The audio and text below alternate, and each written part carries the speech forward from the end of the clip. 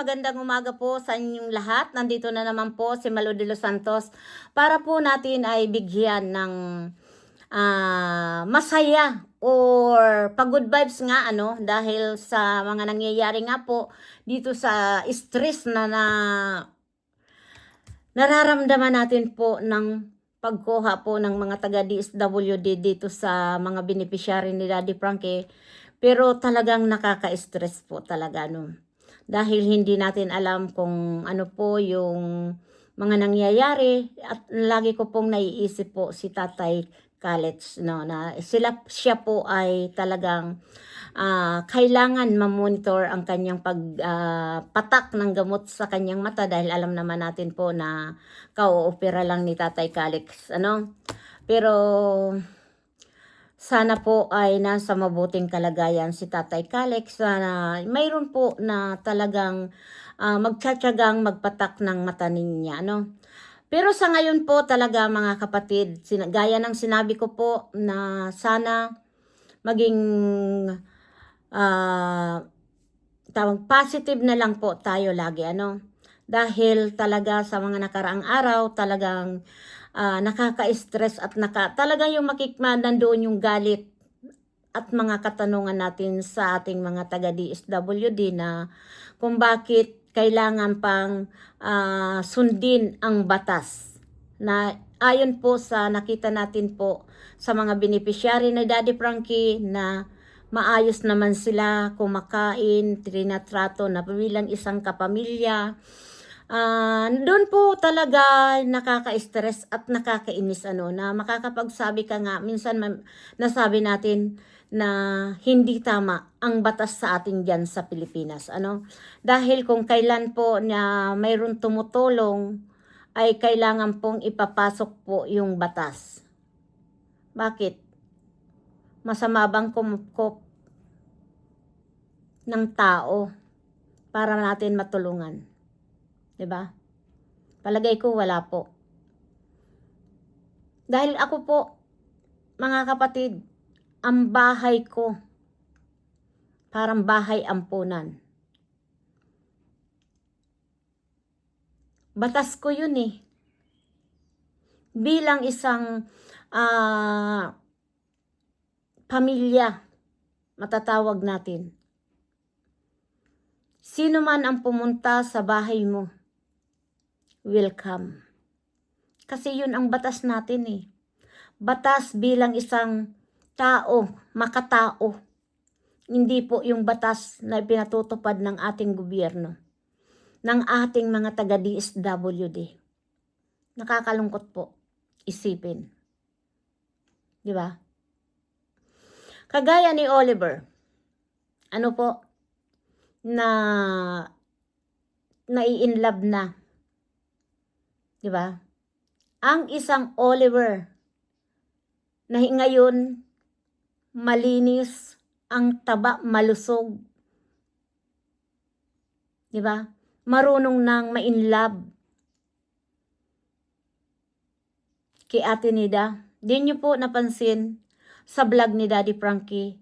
I'm so happy na si Ate Nida na sana ay tuloy-tuloy nang gumaling at makatagpo na nga ng kanyang pag-ibig.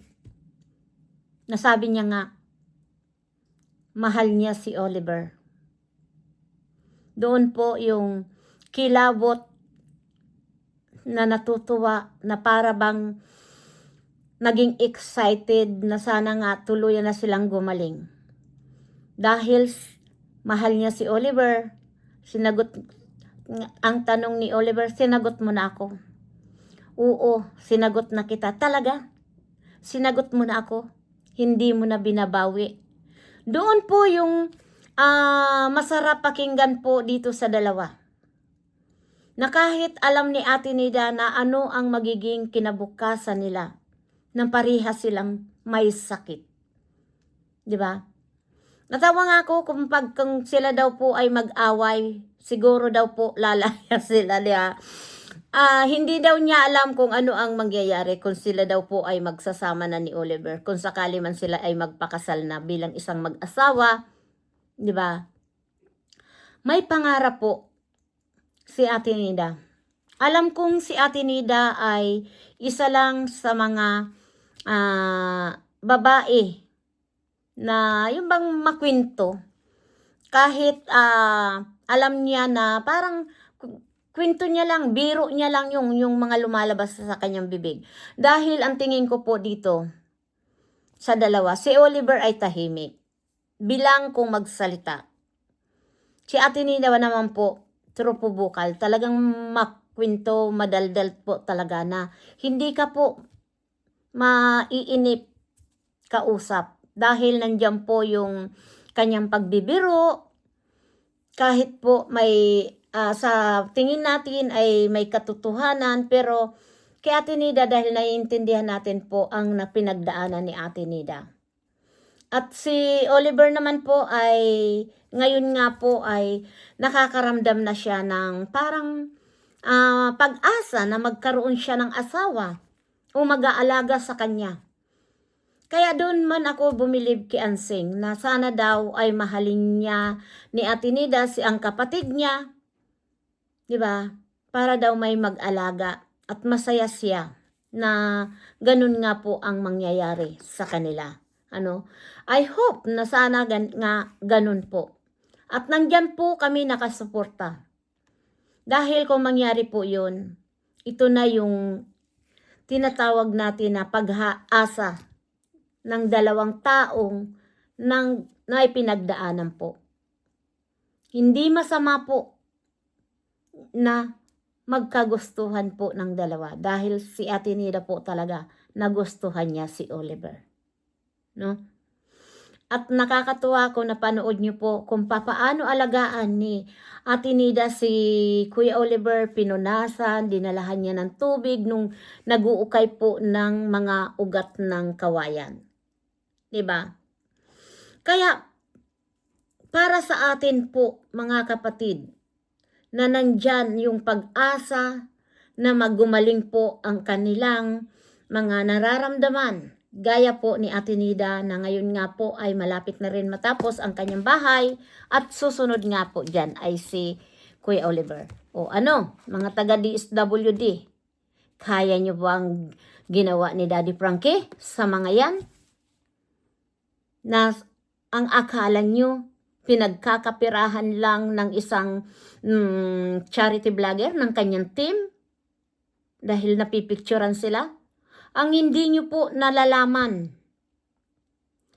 lahat po yan ginagawa ni Daddy Frankie makatulong. Like Ate Nida. Ano ang sinabi ni Daddy Frankie sa tatay ni Ate Nida? Tay, wag nyo pong isipin, wag nyo pong tanim ng utang na loob ito. Dahil kayo po ay nabibigyohan ko, si Ate Nida nabibigyohan ko. At kung anuman ang kinita ko po dito ay itinutulong ko po sa inyo. Kaya wala kayong alalahanin na tatanimin ng utang na loob. Iyan ang tunay na pangtulong po sa mga taong nangangailangan. Di ba po? Kaya mga kapatid, nasaan ang puso natin? Mga taga-DSWD. Huwag nyo nang pairalin ang batas nyo dito sa isang taong handang dumamay, makipagtulungan sa inyo. Dapat nga po kayo ay matuwa. Diba sabi ko nga doon sa mga vlog ko, dapat nyong bigyan ng award ang isang charity vlogger na ito, gaya ni Daddy Frankie. Dahil hindi man lang kayo inistorbo na hingian na kung anong financial sa mga kanyang beneficiary. Diba? Kabawasan nyo na yan, hindi nyo na yan iintindihin ang mga kagaya nila. Dahil may isang charity vlogger na talagang nandyan na tumutulong, na hindi po umihingi ng kapalit. Masaya lang po siya na makatulong sa mga beneficiary niya. At sa iba pa pong nakikita niya pang tulong. Diba? Alam niyo po mga kapatid, ito'y paaalala ko lang po sa inyo. Lalong-lalo na sa inyong mga taga-DSWD. Teacher Mary Jane na lang po. Sino po ba dyan ang nag-recommend kay Daddy Frankie? Di ba po ang Vice Mayor ng Pangasinan, Malasiki? Bakit hindi po i-recommend sa DSWD dyan sa Pangasinan? Yan po ang mga katanungan. Pero hindi ko po kayo inuhusgahan. Ang gusto ko lang po, ang gusto lang namin na mga nagsusuporta kay Daddy Frankie at sa kanyang team. Yung makita nyo man lang yung ginawa ng isang tao na dapat ninyong papurian. Pero ano ang ginanti nyo? Kunin nyo ang kanyang mga beneficiary na ganun man po ay natulungan na. Maraming pakalat-kalat po sa kalsada. Lalong-lalo na po yung tinulungan ni Daddy Frankie na walang saplot sa baba. Napagala-gala po. Nadaanan na Daddy Frankie, nakita ni Daddy Frankie ng kanyang team, ano po ang ginawa? Binilihan ng damit, pinakain, pinagupitan para lang po makita ng kanyang pamilya, makilala. Hindi na po yun ni Daddy Frankie dinala sa kanyang bahay dahil yun ay pinagbawal nyo na. Diba? Sumunod si Daddy Frankie sa inyong batas. Nasaan ang batas nyo na pinatutupad, lalong-lalo na po dito sa mga taga-DSWD? Bato-bato sa langit ang tamaan po, wag po magagalit. Ito lang po ang paalala sa inyo. Nasaan po kayo? Dapat yung mga pakalat-kalat dyan na nawawala ng pag-asang mga kababayan natin, kayo po ang unang sasagip. Dahil nga nyo, batas ay batas. Gaya nga po ng sinabi nyo. Yun ang batas po natin. Diba? Batas na kailangan ipatupad. Bakit sa isang charity vlogger na kagaya ni Daddy Frankie na tumutulong sa ating mga kababayan? Yung natulungan na po ng tao, natulungan na ni Daddy Frankie, iyon po ang pinatupad nyo sa batas nyo. At bakit? Hindi na po kayo maghihirap pa. Hindi na kayo maglalabas pa ng budget. Ay dahil magaling na. Like Ate Nida and Kuya Oliver. Na yan nga. Na talagang umiibig na sila sa isa't isa, mga kapatid. Diba? Panuorin nyo po yung premiere ni Daddy Frankie at talagang mapapasaya po kayo ng dalawang to. Si Ate Nida at si Kuya Oliver. Na sila daw po ay magkasintahan na. Dahil sinagot na nga daw siya ni Ate Nida. Sana nga daw wag na bawiin ni Ate Nida. Di ba po? Dito po ay grabe. Kaya panuorin po natin yung premiere ni Daddy Frankie na yan nga po ay yung pagdalaw po ni Ate Nida sa lugar ni Kuya Oliver. Doon po ninyo panuorin at nakakatuwa po talaga na ito na makasaysayan po ng issue ng DSWD. Ito po yung sigaw ng ating karamihan ng mga viewers. Akalain mo po, sabihin na natin, milyon-bilyon na mga nagsusubaybay kay Daddy Frankie. Alalahanin nyo po yan. Malapit na ang eleksyon. Yang milyon-milyon po yan na subscriber ni Daddy Frankie, titingnan natin yan. Diba? Ipinamumulat natin sa kanila kung paano po magpahalaga sa isang tao. Kaya muli, Sir Rex Gatchalian, subaybayan nyo naman po or pakitingnan ang nangyari po dito sa isang charity vlogger na talagang napakabuti niya. Sir Rapper Tulfo, kami po ay nananawagan bilang isang OFW na sana po ay maging patas po tayo dito sa mga nangyayari po usapin ng taga DSWD sa kanilang lugar. 'Di ba? Ayun lang po. Maraming salamat po bilang isang po na nagsuporta po kay Daddy Frankie. Nananawagan po ako na sana maging patas po kayo.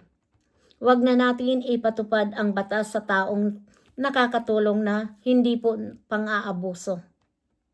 Dahil alam ko po, si Sir Rapitol po, tumutulong din po yan sa mga naaabusong kababayan natin. Kaya muli po, nananawagan po kami na sana po ay imbestigahan niyo po ang nangyari po dito kay Daddy Frankie. Dahil iyan po ay naipaliwanag na maganda ni Daddy Frankie dito sa interview nga ni Karen Davila po. At saludo pa rin po kami kay Daddy Frankie. Ano man po ang pangyayari, sana po ay makipagtulungan na lang tayo. Batas man, mayroon man batas, pero ang pagtulong sa ating mga kababayan, hindi na kailangan po ang batas. Dahil nakikita natin kung paano po si Daddy Frankie sa kanyang mga beneficiary. Ano po? At hindi po masamang kumupkup ng isang beneficiary. 4 lang sila dun. Plus si Lulo, si Tatay Calix. 'Di ba? At sila Ate Nida naman po 'yan, may mga bahay. 'Di ba? Gaya, 'di ba? Gaya nila Ate Charmin. Oh, si Teacher Sally.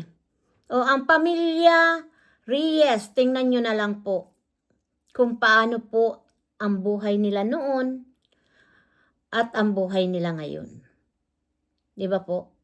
Marami pong salamat at ito muli, suportahan natin si Daddy Frankie at panuorin natin po yung pag-good vibes nitong dalawang ito, si Ate Nida at Kuya Oliver.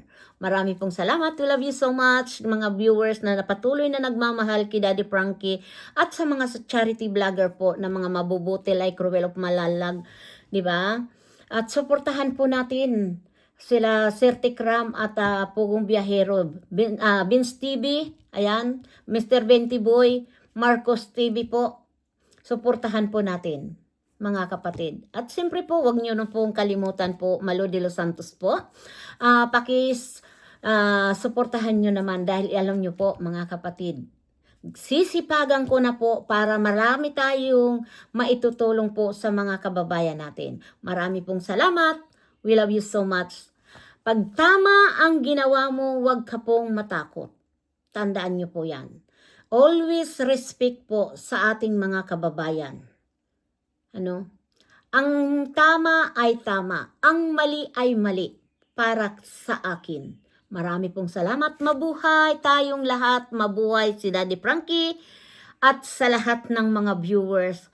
God bless you po. We love you so much. Bye-bye!